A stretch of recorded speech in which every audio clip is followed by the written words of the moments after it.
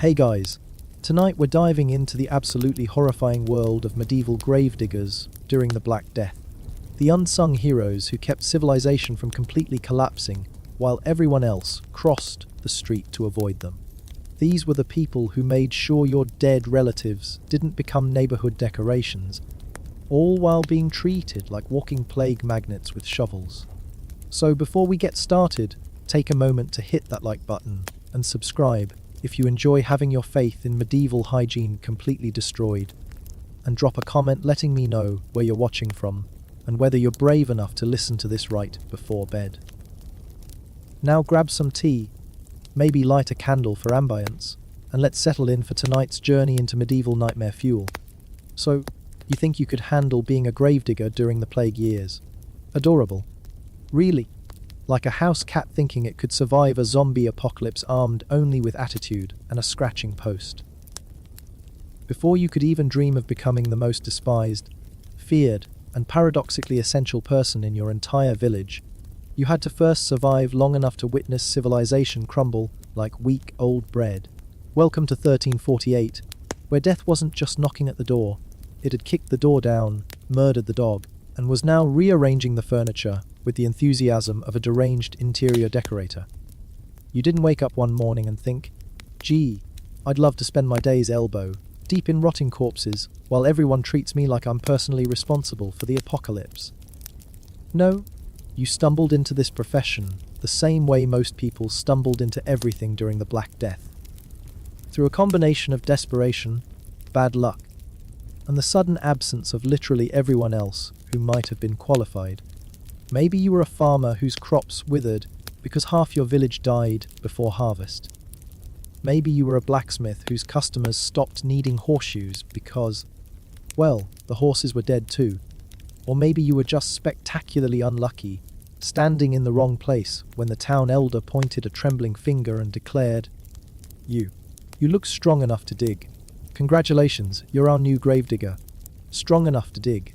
What a compliment. What he really meant was, you look desperate enough to accept a job that will make you a social pariah and probably kill you within 6 months. But hey, at least you'll eat regularly. Well, if you can keep food down after what you're about to see. The previous gravedigger. Dead, obviously. The one before him. Also dead. In fact, the mortality rate among gravediggers was so high that betting on their life expectancy became a popular tavern game. The smart money was always on, less than a year, and the smart money was usually right. But you needed work, and work meant food, and food meant maybe, just maybe, you wouldn't join the ever-growing collection of customers you'd be serving. So you said yes, shook the elder's hand. A mistake you'd immediately regret because nobody washed their hands in 1348, and that elder had probably been touching corpses all morning, and officially became the most important and reviled person in your community. Your first day on the job started before dawn because apparently death doesn't believe in reasonable working hours. The church bells hadn't even rung for morning prayers when someone was pounding on your door, shouting about another one in the voice reserved for announcing either fire or the return of the Vikings. You stumbled out of bed, grabbed your tools, a shovel, a pick, and what passed for work clothes, but was really just whatever fabric you were willing to sacrifice to permanent staining, and prepared to meet your new reality. Your new reality was immediately and overwhelmingly horrific. The smell hit you first. Not just the smell of death, though that was certainly present and accounted for. This was the smell of death multiplied by desperation, marinated in fear, and garnished with the distinct aroma of a sanitation system that had given up trying. Imagine the worst thing you've ever smelled, then imagine someone took that smell, concentrated it, and decided it needed more rotting meat. That was Tuesday morning. The body was waiting for you in the churchyard, wrapped in whatever fabric the family could spare, which during the plague years meant not much. You quickly learned that wrapped was a generous term. More accurately, it was loosely draped in cloth that had seen better decades and was now doing its best impression of a burial shroud. The family stood nearby, maintaining what they believed was a respectful distance, but was actually just the minimum distance required to avoid the smell.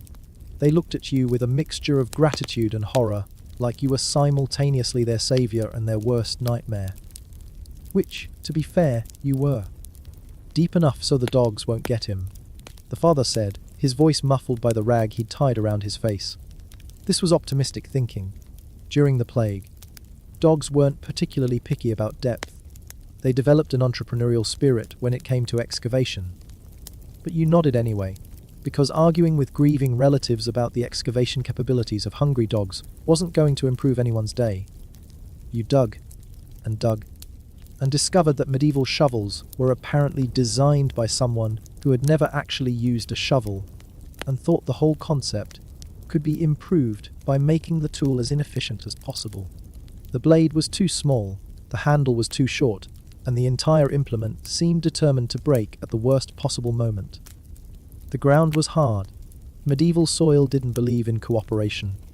It had been packed down by centuries of feet, hooves, and the occasional siege engine, and it wasn't interested in giving up its secrets easily. Each shovelful felt like you were trying to mine iron ore with a butter knife. Your back started aching before you dug 2 feet, and you had at least 4 more to go. 4 feet deeper, you hit your first obstacle. Not rock, not roots, but bones. Human bones, yellow with age, and arranged in a way that suggested you weren't the first gravedigger to deal with overcrowding issues. The churchyard had been in use for centuries, and space was at a premium, even before the plague turned body disposal into a logistics nightmare. You looked up at the family, hoping for guidance, but they were studiously avoiding eye contact. The father was examining his shoes with the intensity of a scholar studying ancient texts. The mother was weeping quietly into her apron. The children, if there were any left, were nowhere to be seen. Smart children. So you did what gravediggers had been doing for generations. You improvised. You carefully moved the old bones to one side, muttered an apology to whoever they used to be, and kept digging. The old gravedigger's bones made room for the new gravedigger's customer, and life, such as it was, continued.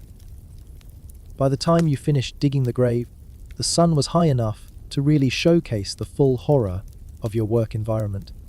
The churchyard looked like a battlefield after a particularly indecisive war. Fresh graves lay next to older ones, which lay next to graves that were in various stages of settling, which created a landscape that resembled a mouth full of broken teeth.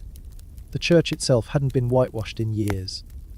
The priest, if he was still alive, had given up trying to maintain appearances. The windows were cracked, the door hung crooked, and the whole building had the look of something that was held together by habit and prayer, and was running low on both. You lowered the body into the grave with as much dignity as you could manage, which wasn't much.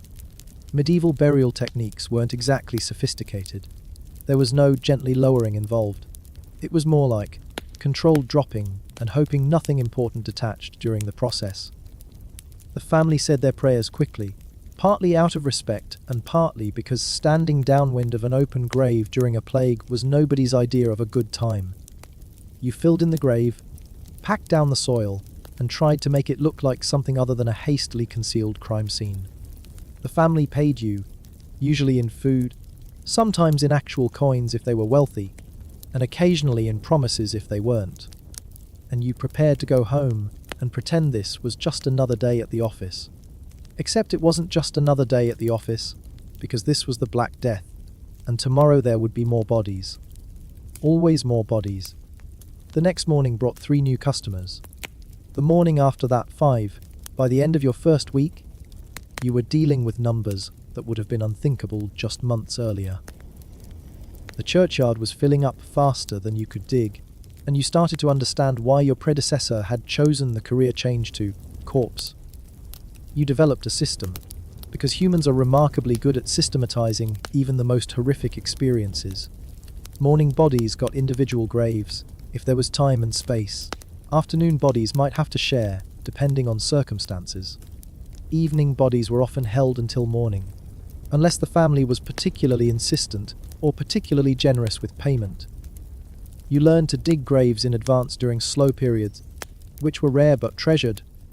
Having a few pre-dug graves was like having money in the bank, except instead of financial security, you had holes in the ground waiting for inevitable customers. It wasn't much, but it was something.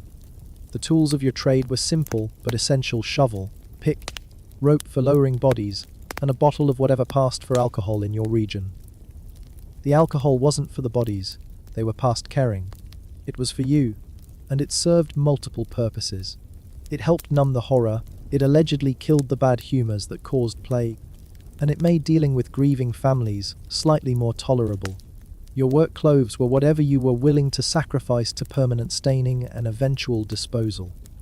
Fashion wasn't a consideration. Function wasn't much of a consideration either. The main requirement was that the fabric wouldn't disintegrate when exposed to the various fluids, smells, and general awfulness that came with the territory. You tied rags around your face, partly to filter the smell and partly because everyone expected you to look plague appropriate. These rags became your unofficial uniform, marking you as someone who dealt with death professionally. People crossed the street when they saw you coming, not necessarily because they were afraid of catching plague from you, but because you represented everything they were trying not to think about. The work was physically demanding in ways that farming had never been. Digging graves was like farming. If farming required you to excavate increasingly deeper holes in increasingly difficult soil while racing against time and decay. Your hands developed calluses on top of calluses. Your back adapted to a permanent slight hunch. Your arms grew strong from constant digging, but the rest of you grew gaunt from stress, irregular meals, and the general wastage that came with living in plague times. You learned to identify different stages of decomposition by sight, smell, and the particular challenges they presented. Fresh bodies were sad but manageable. Day-old bodies were unpleasant but workable. Week-old bodies, which became increasingly common as families struggled to afford burial, were exercises in breathing through your mouth and working very, very quickly. The families you dealt with ranged from grateful to hostile, often within the same conversation. They needed your services desperately, but they resented needing them. You represented their loss, their fear, and their helplessness in the face of unstoppable death. Some families treated you with elaborate courtesy, as if being polite to the gravedigger might somehow convince death to reconsider its recent business decisions. Others treated you like you were personally responsible for their tragedy, as if you'd gone around spreading plague just to drum up business. Children were the worst. Not because they were more difficult to bury, quite the opposite, tragically, but because families reacted to dead children with a particular kind of madness. Mothers would refuse to let go of tiny bodies that had been dead for days. Fathers would stand over child-sized graves with expressions that suggested they were seriously considering throwing themselves in. Siblings would ask questions that had no good answers, like, when is she coming back? And why won't she wake up? You developed a graveside manner that was part practical efficiency, part compassionate distance, and part desperate hope that nobody would ask you to explain the theological implications of mass death. You weren't a priest. The priest was either dead, hiding, or had fled to somewhere with better mortality statistics, but people expected you to have answers about death and dying and what came next. What came next, you learned, was usually more death. The plague moved through communities like water through a broken dam, following patterns that seemed random, but were actually terrifyingly logical.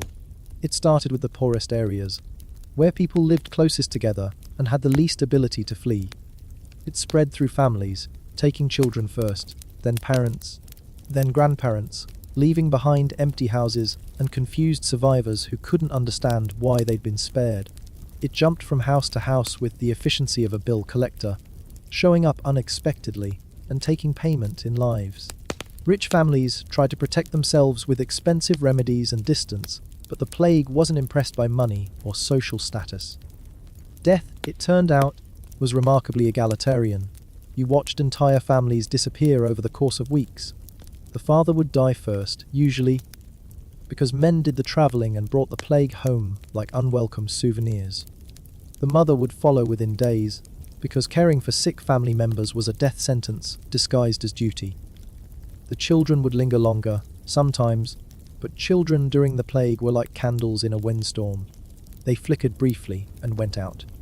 Occasionally, inexplicably, someone would survive. A child would recover from symptoms that had killed their parents. An elderly person would remain healthy while everyone around them died. A pregnant woman would give birth to a healthy baby in the middle of losing her entire family. These survivors were miracles, but they were also problems, because survival during the plague often meant being the only person left alive in a house full of bodies. That's when they called you for bulk rates. Mass burials became increasingly common as the plague progressed from crisis to catastrophe to whatever came after catastrophe. Individual graves were a luxury that communities couldn't afford, either financially or logistically. You learned to dig trenches instead of graves. Long rectangular excavations that could accommodate multiple customers arranged like cordwood. The church officially disapproved of mass burials, but the church's opinions carried less weight when most of the clergy had either died or discovered urgent business elsewhere. Theology was flexible when faced with practical realities like, we have 40 bodies and nowhere to put them.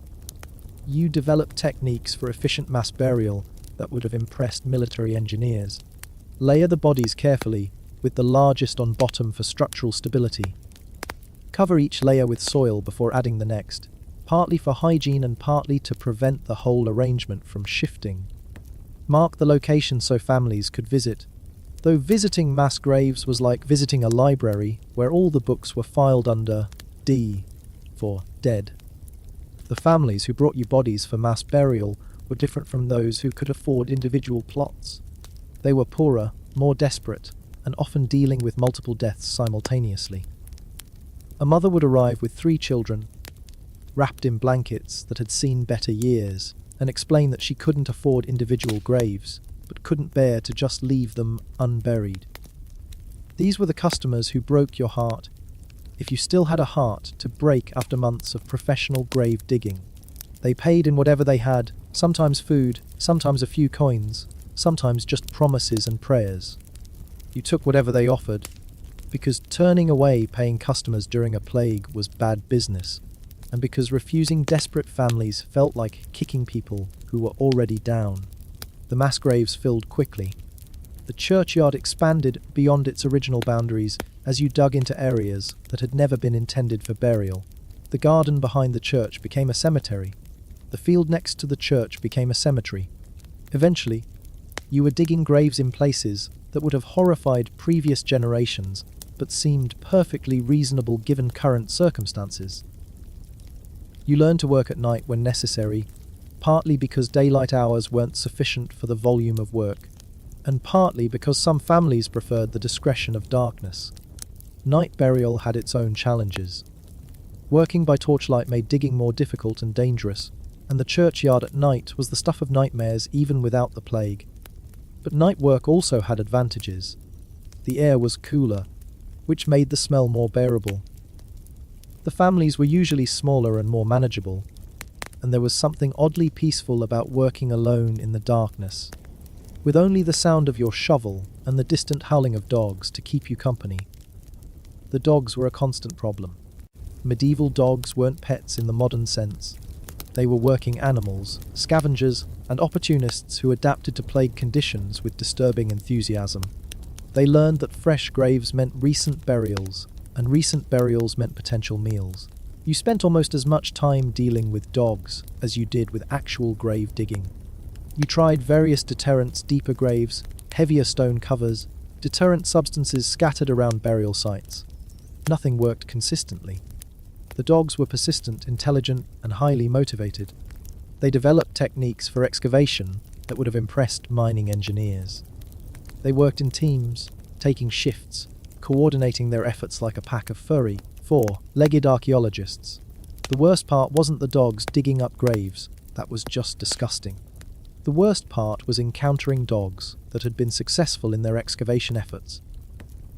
Walking through the churchyard and finding scattered remains, partially consumed bodies, and evidence of nocturnal feeding frenzies was enough to make you seriously reconsider your career choices. You started carrying a stick specifically for dog deterrents. Not to hurt them, they were just trying to survive, same as everyone else, but to encourage them to find their meals elsewhere. The stick was more for show than actual defense, because medieval dogs weren't easily intimidated, and a gravedigger with a stick wasn't exactly a terrifying opponent. The rats were worse than the dogs, but in different ways. Dogs at least had the decency to be obvious about their intentions. Rats were sneaky, persistent, and present in numbers that defied counting. They lived in the churchyard, bred in the graves, and treated the entire cemetery like their personal buffet and nursery. Medieval rats weren't the relatively small creatures you might expect. These were substantial animals, well fed on plague conditions, bold from lack of human persecution, and completely unafraid of gravediggers. They would scatter when you approached, but they wouldn't go far, and they'd return the moment you moved on to the next grave. You learned to work around the rats rather than trying to eliminate them. Elimination would have required resources and time that you didn't have, and the rats served a purpose in the ecosystem of death, even if that purpose was revolting to contemplate. They were nature's cleanup crew, handling the details that human burial couldn't address, but rats in large numbers were unnerving. They made sounds, scratching, chittering, squeaking, that provided a constant audio backdrop to your work. They moved in patterns that seemed almost coordinated, like they were following instructions from some central rat authority that had appointed them to grave duty. Occasionally, you'd encounter a rat that seemed particularly bold or territorial. These alpha rats would hold their ground when you approached, fixing you with stares that suggested they considered you an intruder in their domain. These confrontations never lasted long. You had work to do, and the rats had their own agenda, but they were reminders that you weren't the only one making a living from death. The ravens and crows were different. Birds of carrion had always been associated with battlefields and death, but during the plague, they became so common they were practically domestic. They perched on tombstones like they owned them, watched your work with professional interest, and seemed to have developed their own theories about efficient grave management. Unlike the rats and dogs, the birds weren't directly competing with your work. They were more like consultants, observing your techniques and offering commentary in the form of caws, croaks, and wing, flapping that sounded almost like applause when you completed a particularly challenging burial. The birds were also useful as early warning systems. They could spot approaching families before you could, and their behavior changed when someone was approaching the churchyard. A sudden flight of ravens usually meant either visitors or trouble, and during the plague, those were often the same thing. You developed a working relationship with the birds that was based on mutual respect and shared professional interest. They didn't interfere with your digging, and you didn't chase them away from graves. They provided atmosphere and ambience, and you provided entertainment and the occasional scattered food scraps. The families that employed your services were studies in grief, desperation, and the various ways people respond to impossible circumstances. Some approached burial with elaborate ceremony, treating the process like a religious ritual that required specific procedures and proper reverence. Others treated it like a necessary but unpleasant task, something to be completed quickly and efficiently so they could move on to the next crisis. Wealthy families, or what passed for wealthy during plague times, had their own expectations and requirements. They wanted individual graves, proper depth, stone markers if possible, and ceremonies that maintained their social status even in death. They paid better, but they also demanded more, and dealing with wealthy grief was often more complicated than dealing with poor grief. Poor families were usually more practical about burial arrangements. They understood that individual graves were luxuries they couldn't afford, that stone markers were beyond their means, and that ceremony was less important than simply getting their dead family members properly buried. They were easier to work with, but harder to satisfy, because you couldn't give them what they really wanted, which was their family members back. Middle-class families, merchants, craftsmen, minor officials, were caught between their expectations and their reality. They wanted wealthy burials but had poor budgets. They understood the necessities but resented the compromises. They were often the most difficult customers because they were dealing with the gap between what they thought they deserved and what they could actually afford. Religious families added another layer of complexity to burial arrangements. They had specific requirements about burial positions, grave orientations, religious ceremonies, and spiritual considerations that had to be accommodated even when practical considerations suggested otherwise. The priest, when available, would insist on proper procedures, but the priest wasn't the one doing the actual digging. You learned to navigate religious requirements while maintaining practical efficiency. Bodies were supposed to be buried facing east, toward the rising sun and the hoped for resurrection. Graves were supposed to be oriented along specific axes. Certain prayers were required, certain rituals had to be observed, and certain procedures couldn't be skipped even when you were dealing with your 15th burial of the day. The religious families were also the most likely to ask difficult theological questions about plague, death, divine justice, and why God was allowing such suffering. These questions didn't have good answers, at least not answers that a gravedigger was qualified to provide, but families asked them anyway, as if proximity to death gave you special insight into divine intentions. You developed standard responses that were appropriately vague and hopefully comforting. God works in mysterious ways. The dead are in a better place. Suffering in this world prepares us for joy in the next world, and other phrases that sounded meaningful without actually meaning much. These responses satisfied some families and frustrated others, but they were the best you could do without theological training. Families dealing with child deaths were the hardest to manage, emotionally and practically. Parents approached child burial with a combination of desperation, denial, and rage that made normal procedures nearly impossible. Mothers would refuse to let go of dead children, insisting they were just sleeping or sick and would recover.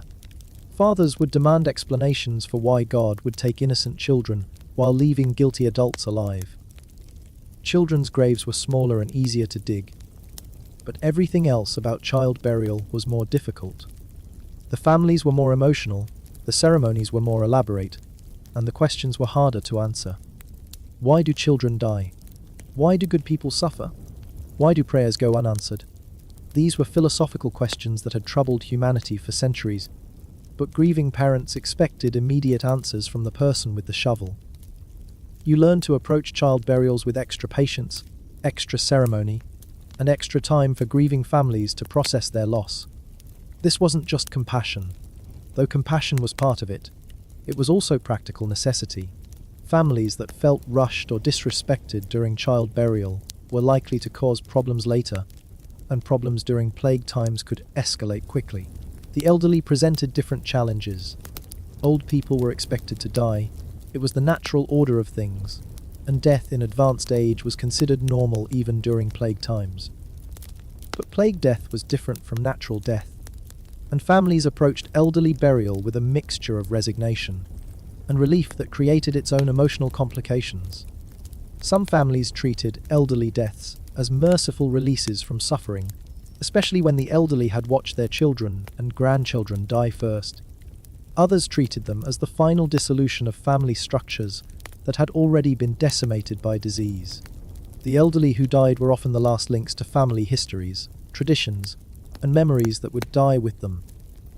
Elderly burial was usually simpler and faster, partly because the families had realistic expectations about death and dying, and partly because the elderly themselves often made burial arrangements in advance. They understood the practical realities of death during plague times, and they planned accordingly. You encountered families that were burying their third, fourth, or fifth family member in as many weeks. These repeat customers developed a grim familiarity with burial procedures and your working methods. They knew what to expect, how much to pay, and what level of ceremony they could afford. These relationships, if they could be called relationships, were based on shared experience with grief and mutual understanding of necessity. Repeat customers were easier to work with because they understood the process, but they were also heartbreaking because they represented ongoing family dissolution. Watching a family shrink from multiple visits, seeing the survivors become fewer and more desperate each time, was a constant reminder of the plague's progressive destruction of community structures. Some families disappeared entirely between visits. You would bury a father 1 week, and when you returned to bury the mother a few days later, you'd discover that the remaining family members had either died or fled. These incomplete burial transactions left you with moral and practical dilemmas about unpaid services and abandoned responsibilities. The seasonal variations in plague death created different challenges throughout the year. Summer brought faster decomposition, stronger smells, and more aggressive insect activity. Winter brought frozen ground that was nearly impossible to dig, preserved bodies that remained fresh for unnaturally long periods, and weather conditions that made outdoor work miserable. Spring and autumn were the preferred seasons for dying, if such preferences could be said to exist. The ground was workable, the weather was tolerable, and the natural cycles of life and death seemed more synchronized with seasonal patterns. But plague didn't observe seasonal preferences. It killed steadily throughout the year, creating burial challenges that had to be addressed regardless of weather conditions. Winter burials were particularly difficult. The ground froze solid, making digging nearly impossible without fires to thaw the soil. Families had to wait for warmer weather or pay premium prices for winter burial services. Bodies accumulated in temporary storage areas, creating sanitation problems and emotional difficulties for families who couldn't complete burial rituals. You developed techniques for winter digging that involved building fires on grave sites to thaw the ground, working in shorter shifts to avoid frostbite, and charging higher rates to compensate for the additional time and effort required. Winter burial was a specialized service that required special equipment and special patience. Summer brought different problems. Bodies decomposed rapidly in hot weather, creating time pressures for burial that didn't exist during cooler seasons. Families had to arrange burial quickly, often within hours of death, which left little time for ceremony or preparation. Summer graves had to be deeper to contain the smells and discourage scavenging animals that were more active during warm weather. The insect situation during summer was particularly challenging. Flies arrived almost immediately after death, followed by various beetles, maggots, and other creatures that viewed fresh graves as dining opportunities. You learned to work quickly during summer months, completing burial before the insect ecology could establish itself. Summer also brought drought conditions that made digging easier in some ways. The soil was looser and less muddy, but harder in others, because dust and heat made the work physically demanding. You learned to work very early in the morning or very late in the evening during summer, avoiding the worst heat of midday. The economic aspects of plague burial created their own complications. Traditional burial fees were based on normal death rates and normal economic conditions. During the plague, both the volume of work and the economic capabilities of families changed dramatically, requiring new approaches to pricing and payment.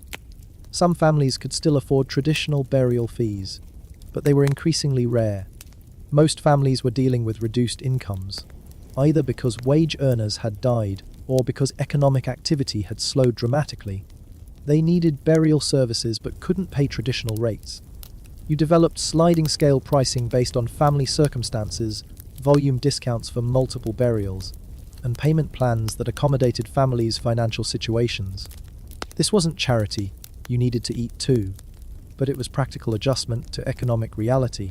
Some families paid in goods rather than money: food, cloth, tools, household items that could be traded or used.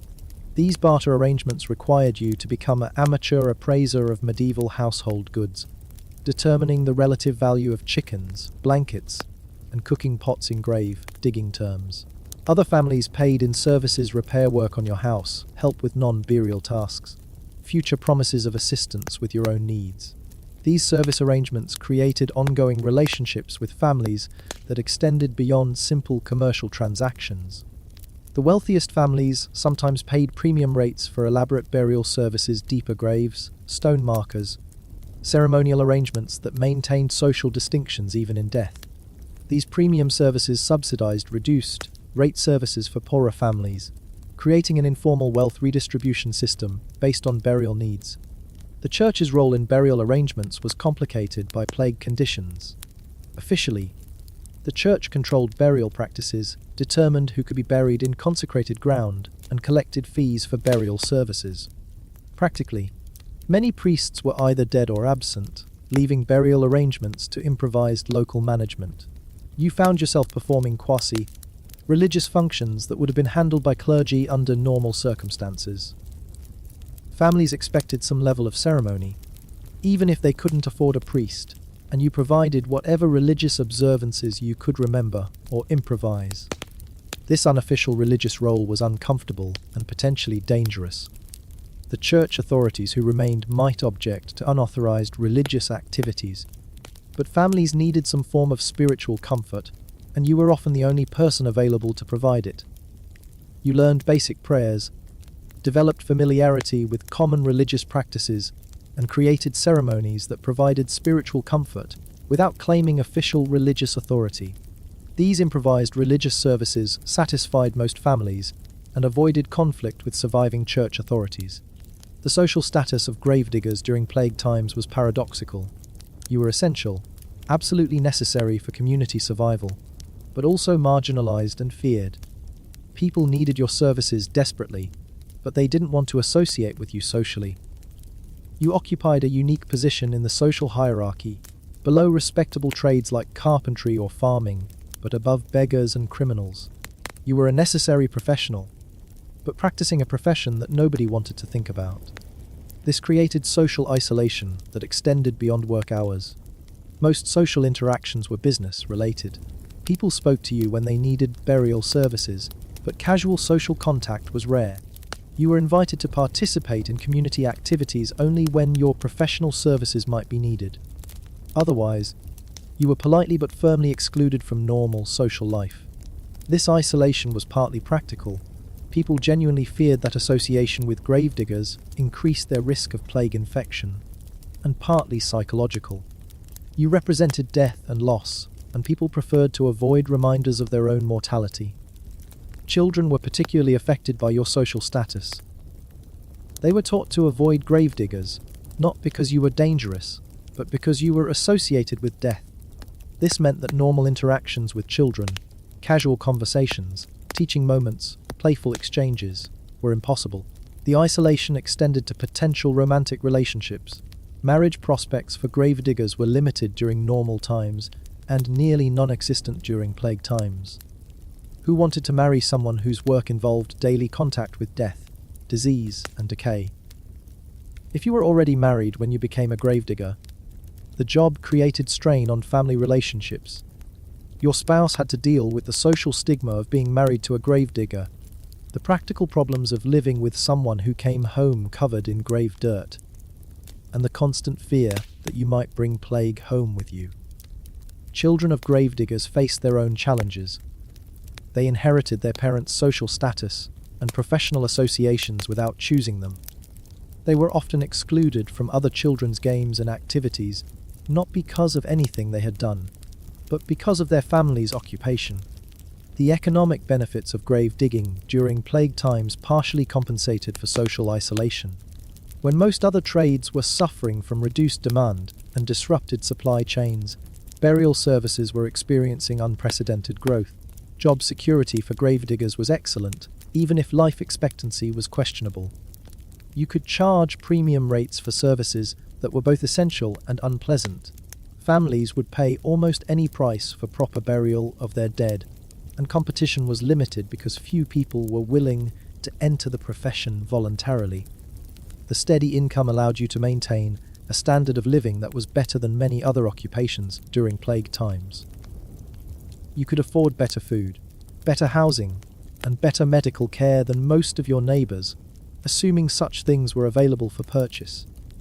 But money couldn't buy social acceptance, and financial success didn't translate into social status. You might be wealthier than the local baker, but the baker was invited to weddings and festivals, while you were invited only to funerals. The psychological toll of professional grave digging was cumulative and unavoidable. Dealing with death daily, seeing the effects of plague on families and communities, and confronting your own mortality through constant exposure to corpses created mental health challenges that medieval society wasn't equipped to address. You developed coping mechanisms that ranged from practical to desperate. Alcohol was common. It numbed the emotional impact of the work and provided some protection against the various diseases and infections associated with handling dead bodies. Religious faith helped some gravediggers find meaning in their work, and hope for eventual salvation. Dark humor became essential for psychological survival. You learned to find comedy in the absurdities of death, burial customs, and family dynamics. This humor was often inappropriate and always unappreciated by families, so it had to be shared only with other people who understood the realities of death-related work. Emotional detachment was another survival strategy. You learned to view bodies as objects rather than people, graves as construction projects rather than final resting places, and families as customers rather than fellow human beings experiencing tragedy. This detachment made the work possible but created its own psychological problems. The constant exposure to death forced you to confront questions about your own mortality that most people could avoid or postpone. You couldn't pretend that death was distant or unlikely when you spent every day burying people who had probably thought the same thing just weeks or days earlier. Some gravediggers developed elaborate personal rituals or superstitions designed to protect them from plague or death. These might include special prayers, lucky charms, specific procedures for handling bodies, or dietary restrictions believed to provide protection from disease. Others developed fatalistic attitudes that accepted death as inevitable and focused on practical rather than spiritual concerns. If death was coming anyway, the reasoning went, there was no point in worrying about it. Better to focus on earning money, completing work efficiently, and making practical preparations for your own eventual demise. The dreams were unavoidable. After spending days digging graves and handling corpses, your subconscious mind had plenty of material for nightmares. Most gravediggers experienced disturbed sleep, recurring dreams about death and burial, and night terrors that reflected the psychological impact of their daily work. These sleep disturbances affected your ability to rest and recover from physically demanding work, creating a cycle of exhaustion that made both the physical and psychological aspects of the job more difficult to manage. Some gravediggers dealt with sleep problems by working longer hours, reasoning that exhaustion would eventually overcome even the most persistent nightmares. Others tried various folk remedies for sleep improvement, ranging from herbal preparations to religious rituals to changes in sleeping arrangements. The seasonal variations in plague death rates created periods of intense work followed by relative calm. But even the calm periods were stressful because you knew they were temporary. The plague would return, people would continue dying, and you would be called upon to dig more graves. During busy periods, you might work from dawn until dark, digging graves, conducting burials, and dealing with the constant stream of families who needed your services. These periods were physically exhausting and emotionally overwhelming, but they were also financially lucrative and professionally satisfying in a grim way. During slower periods, you had time to rest, maintain your equipment, and catch up on non-burial activities, but you also had time to think about the work you were doing and its implications. Sometimes being busy was easier than having time to reflect on your circumstances. The relationship between gravediggers and surviving community leaders was complex and often adversarial. Town officials needed your services to maintain public health and prevent the complete breakdown of civilization, but they also blamed you for the very problems you were trying to solve. When bodies piled up faster than you could bury them, officials complained about your inefficiency. When you requested additional resources or assistance, they complained about costs. When you raised your rates to reflect increased demand and dangerous working conditions, they complained about profiteering during times of crisis. But when alternative burial arrangements failed, when families tried to handle burials themselves and created public health hazards, or when bodies were simply abandoned and created sanitation nightmares, the same officials who criticized your methods suddenly rediscovered appreciation for professional grave digging. You learned to navigate local politics with the skill of a diplomat, because maintaining good relationships with town authorities was essential for business continuity. You needed permits for grave site expansion, approval for mass burial procedures, and cooperation with waste management and public health initiatives. The legal framework for burial during plague times was improvised and constantly changing. Traditional laws about burial procedures, grave site management, and funeral regulations were written for normal death rates and normal social conditions. When death rates increased tenfold and social conditions collapsed, legal frameworks had to be modified or abandoned entirely. You found yourself operating in legal grey areas where traditional rules didn't apply, but new rules hadn't been established. Could you bury multiple bodies in single graves? Could you expand burial operations beyond traditional churchyard boundaries? Could you charge whatever rates the market would bear? These legal uncertainties created both opportunities and risks. You could innovate burial procedures and business practices without immediate legal consequences, but you also operated without legal protections if disputes arose or if authorities decided to crack down on unauthorized activities. The documentation of burial during plague times was haphazard at best. Traditional record keeping systems broke down when the people responsible for maintaining records died or fled. Church records, which normally documented births, deaths, and burials, became incomplete or were abandoned entirely. You were sometimes asked to maintain informal burial records, noting who was buried where and when. These records were useful for families who wanted to visit graves later, but they were also potential evidence if authorities decided to investigate burial practices or charge fees retroactively. The record keeping was complicated by the fact that many families couldn't or wouldn't provide complete information about the deceased. Names might be unknown, especially for children or elderly family members. Dates of death were often approximate. Causes of death were usually listed as plague, regardless of actual symptoms or circumstances. Your burial records became informal community histories, documenting the progression of plague through families and neighborhoods. These records showed patterns of disease transmission, family survival rates, and the social impact of epidemic conditions, even if that wasn't their intended purpose. The geographical expansion of burial operations during plague times created territorial disputes with neighboring communities. When your local churchyard filled beyond capacity, you had to negotiate for burial space in adjacent areas, which often belonged to other parishes, other communities, or private landowners. These negotiations were complicated by the fact that nobody wanted plague burials in their territory. Communities that had escaped the worst effects of plague were reluctant to accept burial overflow from more affected areas, partly because of practical concerns about land use and partly because of fears that plague burials would bring plague infections. You learned to negotiate burial treaties with neighboring communities, offering payment for burial rights, reciprocal arrangements for future needs, or service exchanges that benefited both parties. These negotiations required diplomatic skills that gravediggers weren't traditionally expected to possess. Some communities tried to solve burial capacity problems by establishing new burial grounds specifically for plague victims. These plague cemeteries were located outside traditional religious grounds, which satisfied religious authorities who wanted to maintain the sanctity of consecrated burial areas, but created new problems for families who wanted their dead buried in traditional religious settings. The plague cemeteries became symbols of the epidemic's social disruption. They were places where normal social distinctions disappeared, where rich and poor were buried together in mass graves, where religious ceremony was minimal, and where families could visit their dead only if they were willing to acknowledge the reality of their circumstances. Working in plague cemeteries was different from working in traditional churchyards.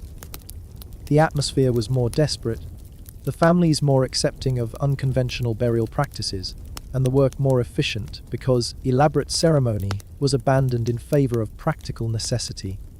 But plague cemeteries also became places where the full horror of the epidemic was most visible. The rows of mass graves, the constant activity of burial operations, and the steady stream of families bringing their dead created landscapes that looked like battle zones after unsuccessful wars. The seasonal changes in burial work created different types of professional challenges throughout the year.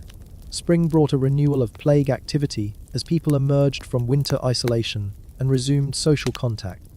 The return of warmer weather also brought the return of disease vectors, rats, fleas, and other creatures that transmitted plague between communities. Spring burials often involved families that had survived the winter only to succumb to renewed plague activity. These families had thought they were safe, had made plans for recovery and rebuilding, only to discover that survival through one season didn't guarantee survival through the next. Summer intensified all aspects of burial work. The heat accelerated decomposition, making rapid burial essential for public health. The longer days allowed for extended working hours, but also made the physical demands of grave digging more exhausting. Summer also brought increased social activity as surviving communities attempted to resume normal life. Markets reopened, festivals were attempted, and people tried to reclaim social activities that had been suspended during the worst plague periods. But summer also brought renewed disease transmission as people gathered together. You found yourself busiest during summer months, not just because of plague deaths, but also because families used warmer weather to complete burial activities that had been postponed during winter. Bodies that had been stored in temporary arrangements during cold weather were finally brought for proper burial. Autumn was often the worst season for plague activity. The harvest season brought people together for agricultural work, creating opportunities for disease transmission. The preparation activities for winter survival required community cooperation, which also facilitated plague spread. Autumn burials often involved people who had survived the summer only to die just as communities were preparing for winter. These deaths were particularly tragic because they often left families without the skills or resources needed for winter survival. The timing of autumn deaths created urgent burial needs because families couldn't afford to spend time on elaborate burial arrangements when they needed to focus on winter preparations. These burials were often rushed, practical affairs that prioritized efficiency over ceremony. Winter presented unique burial challenges that required specialized equipment and techniques. The frozen ground was nearly impossible to dig without preparation, requiring fires to thaw burial sites before digging could begin. This process added time, cost, and complexity to burial operations. Winter burials were often postponed until spring, creating storage problems for families and communities. Bodies had to be kept in temporary arrangements, sometimes in unheated buildings, sometimes in natural cold storage areas, until burial became practically possible. The delays in winter burial created emotional difficulties for families who couldn't complete mourning rituals until their dead were properly buried. This prolonged grief process was particularly hard on communities that were already stressed by plague conditions and winter survival challenges. But winter also provided some relief from plague activity. The cold weather reduced the activity of disease, carrying insects and animals. Communities that survived into winter had better chances of surviving until spring, assuming they could manage food supplies and heating needs. Your equipment and techniques evolved as you gained experience and as the scope of burial work expanded. Traditional grave digging tools, shovels, picks, and ropes were adequate for normal burial volumes but insufficient for plague-era requirements. You developed specialized tools for mass burial operations, longer shovels for deeper graves, wider scoops for moving larger volumes of soil, pulleys and levers for moving heavy stone covers, and carts for transporting bodies and equipment between burial sites. The techniques for efficient grave digging improved through practice and necessity. You learned to assess soil conditions quickly, to dig graves in optimal sequences that minimized repeated movement, and to prepare multiple graves simultaneously during busy periods. Your physical conditioning adapted to the demands of constant digging. Your hands developed specialized calluses for tool handling. Your back and leg muscles strengthened for repetitive digging motions. Your endurance improved for working long hours under difficult conditions. But the physical adaptations came at costs. The repetitive motions of grave digging created joint problems and muscle strains. The exposure to cold, heat, and moisture created health problems. The constant handling of contaminated soil and materials created infection risks. The safety considerations for plague-era grave digging were largely theoretical, since medieval understanding of disease transmission was limited and inaccurate. You relied on folk wisdom and practical experience rather than scientific knowledge to protect yourself from infection. Common protective measures included covering your mouth and nose with cloth, avoiding direct contact with bodies when possible, washing hands with available water and soap substitutes, and consuming alcohol both for internal protection and external cleaning. These measures provided psychological comfort more than actual protection. But psychological comfort was important for maintaining the mental state necessary to continue working. The belief that you were taking protective measures made the work feel less suicidal. You also developed personal rituals and superstitions that provided some sense of control over dangerous working conditions. These might include specific prayers before handling bodies, particular sequences for burial procedures, or personal lucky charms believed to provide protection from disease. The superstitions were often elaborate and specific, always approach graves from the east, never look directly at a corpse's face, maintain specific body positions while digging, wear particular clothing items for protection. These rituals had no medical basis but served important psychological functions. Other gravediggers had their own protective rituals and beliefs, creating an informal professional culture with shared superstitions and practices. These shared beliefs created bonds between gravediggers and provided social support within an otherwise isolated profession. The professional knowledge developed by gravediggers during plague times included practical skills that weren't taught anywhere else. You learned to assess decomposition stages by appearance and smell, to estimate burial timing requirements, to identify different types of soil and their digging characteristics. You became an expert in logistics and efficiency, learning to organize burial operations for maximum effectiveness with minimum resource expenditure.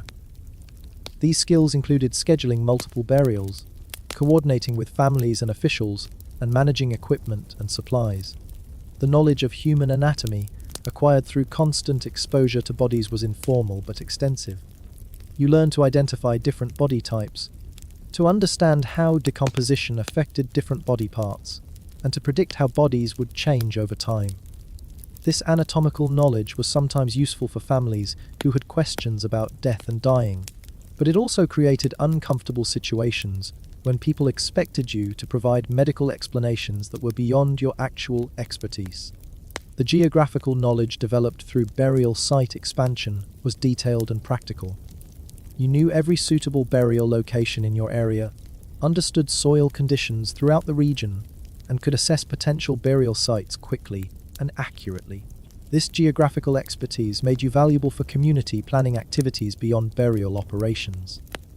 Officials consulted you about land use decisions, water management projects, and construction activities that might affect burial grounds.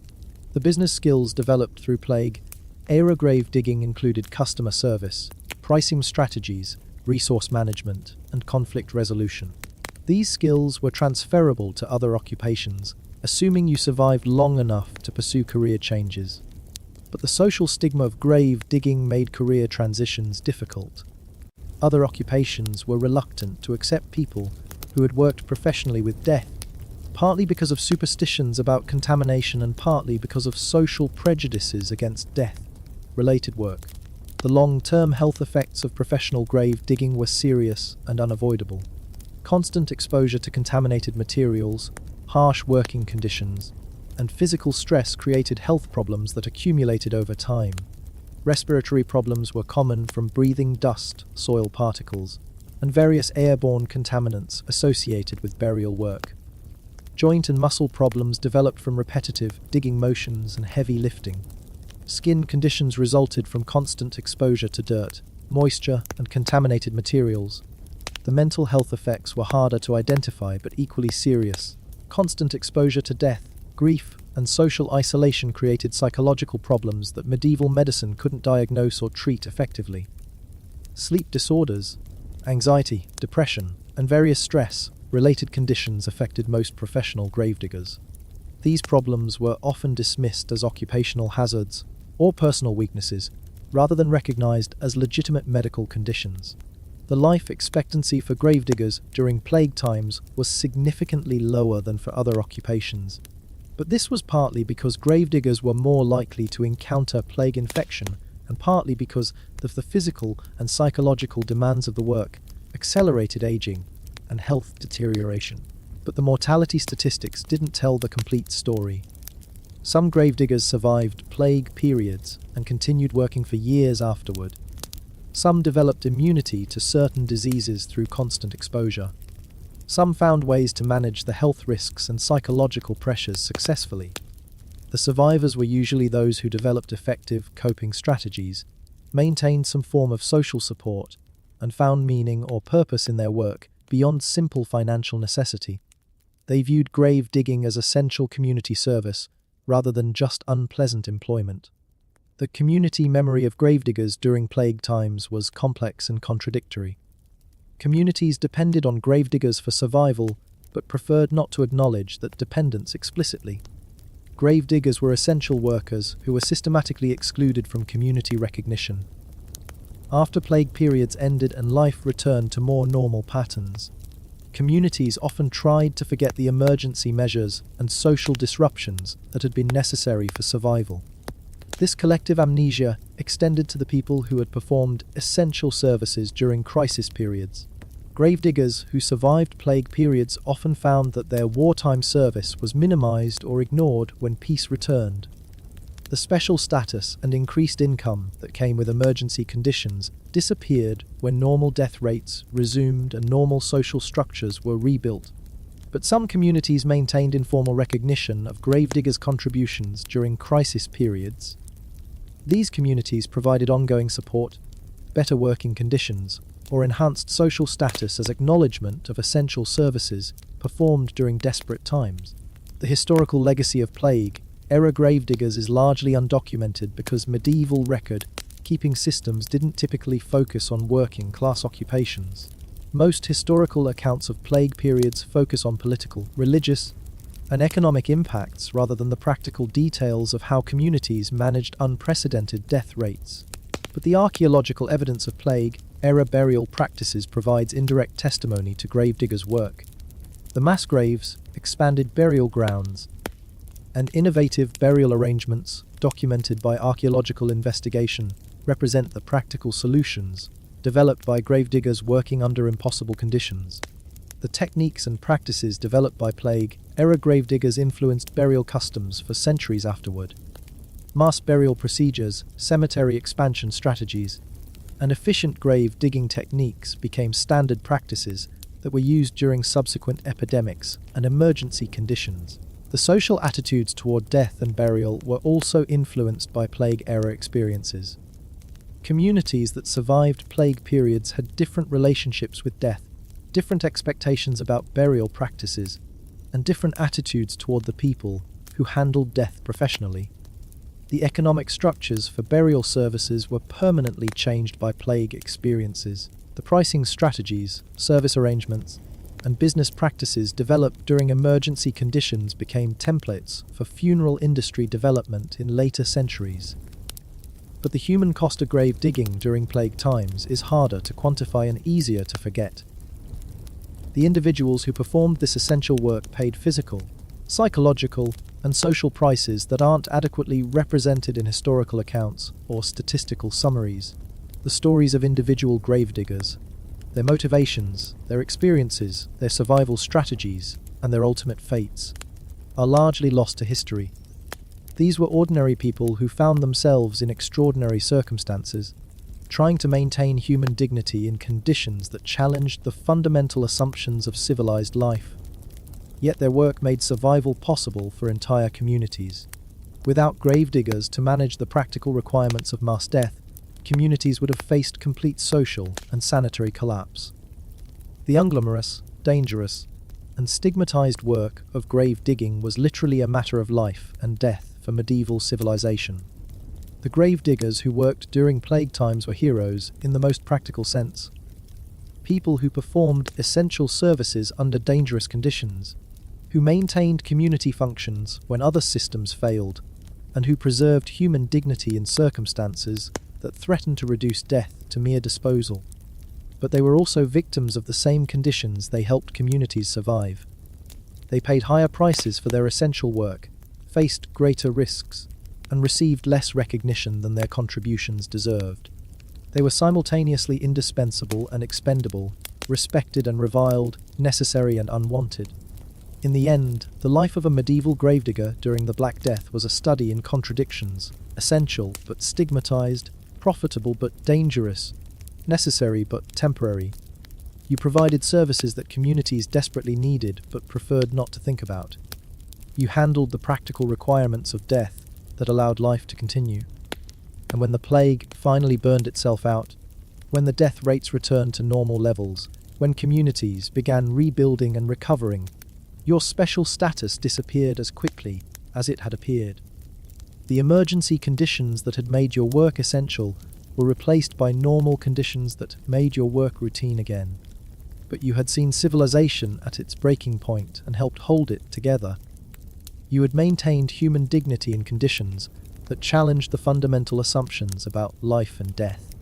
You had performed work that was simultaneously practical and sacred, necessary and horrible, profitable and costly.